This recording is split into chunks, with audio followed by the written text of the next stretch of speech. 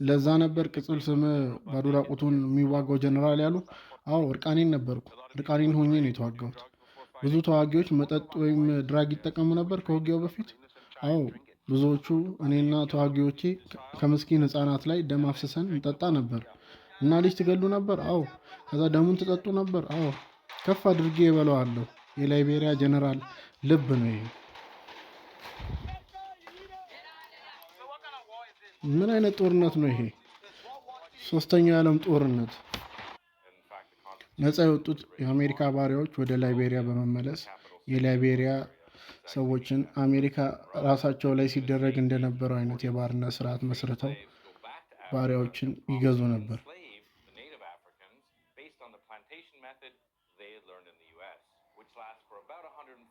ይሄ ለ140 ዓመታት ቆይቶ ነበር።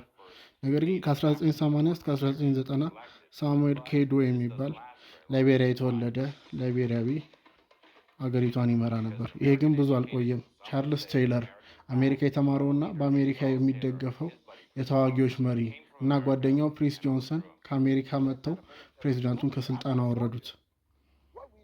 ሀሳባችን ይህንን የወታደራዊ አምባገነን ስርዓት መደምሰስ ነው።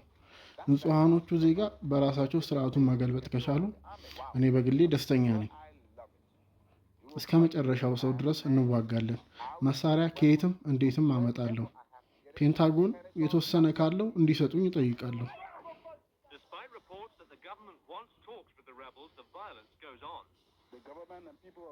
የዚህ ሀገር መንግስትና ህዝብ ሊያሳስባቸው የሚወደው ይሄ ታጣቂ ኃይል በቅርቡ እንደሚወገድ ነው። ይህን የሚሉት የመንግስት ኃይሎች ናቸው። ይህንን እያሉ ባለበት ሰዓት ታጣቂዎቹ ግን በደንብ ተደራጅተው መንግስትን በማሸነፍ ወደ ቤተ መንግስት በመገስገስ ላይ ናቸው። እንደውም ፕሪንስ ጆንሰን ከጓደኛው ከቻርልስ በፊት ቤተ መንግስት ደርሶ ፕሬዚዳንት ሳሙኤል ኬድዌይን ቶርቸር በማድረግ አሰቃይቶ ሰውነቱን ቆራርጦ የሰውነቱን አካል እንደበላ ጭምርም ይወራል። ታዲያ ይህን ሁሉ ሲያደርግ በካሜራ እየቀረጸው ነበር። ካዳመጥከኝ አወራለሁ፣ ልገልህ አልፈልግም። ነግሬያቸው ነበር ፕሬዚዳንት ሳሙኤል ዶዌ ውፍረት ይቀንስ ብዬ። ይበቃል ፕሪንስ፣ ይበቃል፣ አወራለሁ በቃ። በመጨረሻም ቻርልስ ቴይለር ተመረጠ። የምርጫ ቅስቀሳውንም እናቴን ገለዋል፣ አባቴን ገለዋል፣ ግን አሁንም ለሱ ነው የምመረጠው የሚል መፈክር ነበር። እሱም ሰርቶለት ተመረጠ። ግን በጣም ሙሰኛ እና ጉበኛ ስለነበር በአጭር ጊዜ ውስጥ የተለያዩ ትጥቅ ታጋዮች ላይቤሪያን በበላይነት ለመያዝ ወደ እርስ በርስ ጦርነት ገቡ። የሀገሪቱም ችግር ከአስቸጋሪ ወደ ከፋ ደረጃ ደረሰ። አንድ ሰው ሊገለኝ ቢሞክር ከያዝኩት አለቀለት። ስጋውን በጥሬው በልቼ ነው የምገለው። ይሄ በአስከፊ ሁኔታ ላይ ያለ የእርስ በርስ ጦርነት ነው።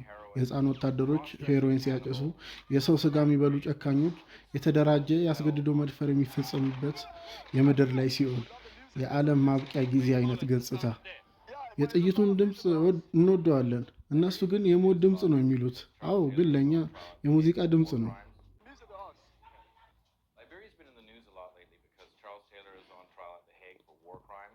እኛም የሌሎቹን የጦርነት አዋጊ የነበሩ ጀነራሎች አሁን ያሉበትን ሁኔታ ማወቅ ፈለግንና በአንድ በአጽሙ ብቻ የቀረ ካናዳዊ ጋዜጠኛ በተደጋጋሚ በወባ በሽታ የሚሰቃይ ወደ ቀድሞ የትጥቅ ታጋዮች ሊያገናኘን እንደሚችል ነግሩን አገኘ ነው።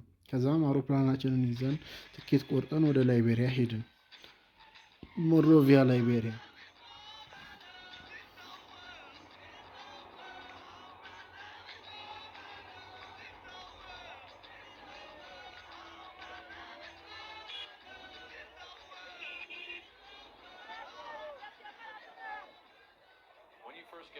ሞንሮቪያ ስደርስ መጀመሪያ የሚሰማ ምን ያህል አየሩ እንደሚሞቅ ነው።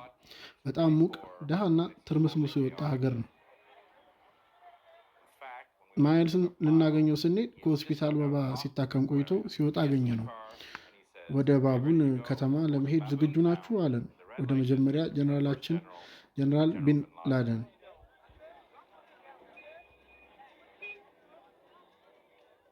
ማይልስን ስለ ጀነራል ቢን ላደን ስያሜ ጠየቅ ነው።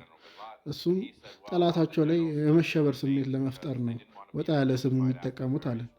ለምሳሌ ጀነራል ራምቦ አለ ስለሚያስፈራ፣ ጀነራል ሞስኪቶ አለ እንደ ወባ ስለሚያስቸግር። ከዛ ጀነራል ሞስኪቶን የሚያሸንፍ ደግሞ ጀነራል ካለ ጀነራል ጸረ ወባ ይባላል ማለት ነው። የእኛ ጀነራል ቢንላደን ታስሮ ነበር ያገኘ ነው። ምክንያቱም ስንጠረጥር እኛ እሱን ለማናገር ካሜራ ይዘን እየመጣን መሆኑን አውቀው የመንግስት አካላቶች ነበር ያሰሩት።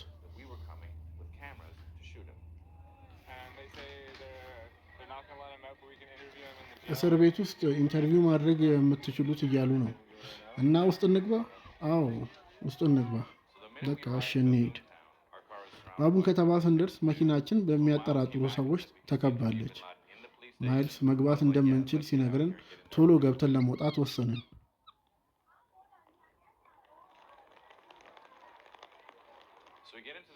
ወደ ፖሊስ ጣቢያው ስንገባ ነገሮች የተደበላለቁ ነበሩ። አንደኛው ፖሊስ ገብታችሁ ማየት ትችላላችሁ ይለናል።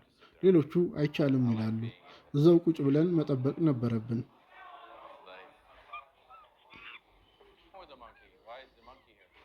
ጦጣው ምን አጥፍቶ ነው ጣቢያ የገባው? ለምንድን ነው እዚህ ያለው? ፖሊስ ጣቢያ ነን።